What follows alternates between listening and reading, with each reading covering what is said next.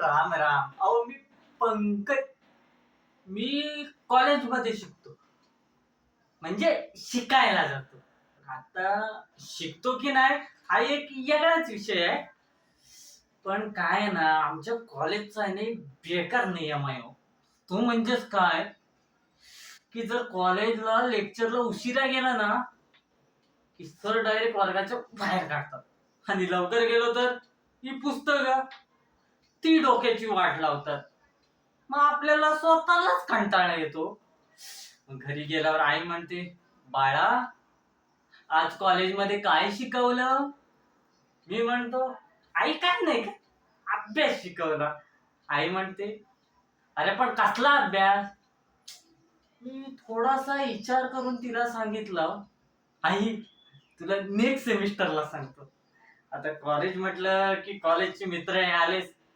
आता आमच्या कॉलेजमध्ये ना एक पक्या नावाचा आमचा एक जुना लय जिगरी दोस्त, तो म्हणायचा, भाऊ उद्यापासून ना आपण अभ्यासाला सुरुवात करायची.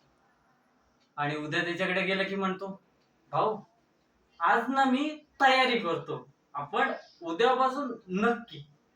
आता कॉलेज म्हटलंय की कॉलेजमध्ये प्रेम हे आलंच. आमच्या कॉलेजमध्ये ना लय म्हणजे लयच पोरी हो. आणि त्या सगळ्या नुसत्या अशा गोऱ्या भोऱ्या. आमच्या गावाकडे कुठल्या पोरी नुसत्या अशा काळ्या काळ्या. आता मला पण एवढ्या पोरींमध्ये एक पोरगी आवडायची म्हणजे ती माझी करस होती, करस.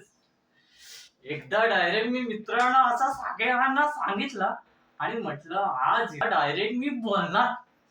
हिम्मत करून गेलो आणि तिच्या समोर उभं राहिलो आणि म्हटलं, हाय.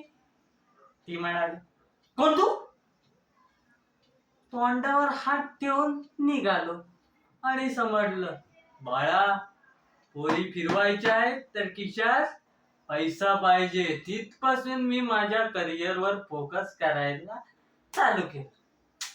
त्यानंतर समजलं, आम्ही सगळे मित्र ना असे एके ठिकाणी एका घरात येऊन बसायचो आणि म्हणायचो, आजपासून आपण सगळे अभ्यास करूया. पण आम्ही सगळे मित्र असे सगळे बसायचो एकत्र आणि गप्पा गोष्टी करून ह्याची तांगडा त्याच्यावर, त्याची तांगडा ह्याच्यावर करून तिथल्या तिथं झोपून जायचो. पण कॉलेजमध्ये जेव्हा फायनल रिझल्ट लागायचो ना, तेव्हा आम्ही सगळे टॉप करायचो. अरे कॉलेज लाईफ म्हणजे काय, सकाळी उठायचं, दुपारी लेक्चर बंद, तिथून डायरेक्ट कॅन्टीन मध्ये जायचं, 2-3 पोरी अशा बघायच्या, 4-5 वडापाव असं खायचं आणि डायरेक्ट घरी गेल्यावर आई म्हणायची, काय रे काय शिकवलं काय आज कॉलेजमध्ये? तिला परत सांगायचं, आता झोपतो उद्या करतो. अरे हीच खरी कॉलेजची लाईफ आहे आणि आपल्याला कॉलेजची लाईफ खेळता आली पाहिजे. थँक्यू.